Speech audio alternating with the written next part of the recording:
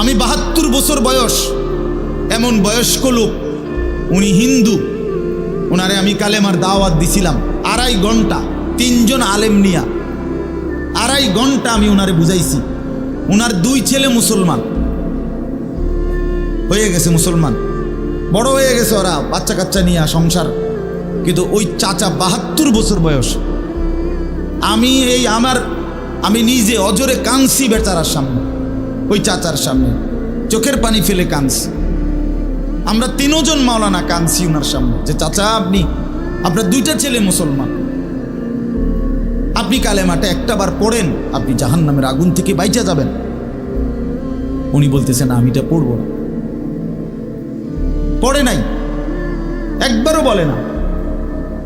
তখন আমি আমার সাথীদেরকে বললাম, দেখেন ৭২ বছর জীবনের চলে গেছে, এই লোকটার জবান দিয়া কোনোদিন তার মালিকের নাম উচ্চারণ হয় নাই।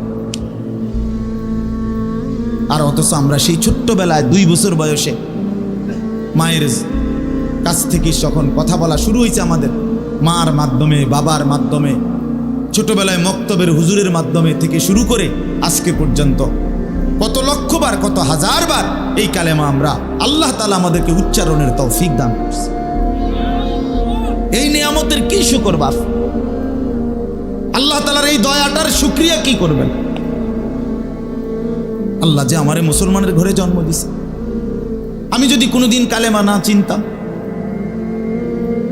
আমি যদি কোনোদিন ইমানদারের ঘরে না হইতাম, আমার জবান দিয়ে মৃত্যু পর্যন্ত যদি কোনোদিন কালেমা লা ইলাহা ইল্লাল্লাহ উচ্চারণ না হতো, তো আমার মৃত্যু হলে কি পরিণতি হতো? চির জাহান্নাম।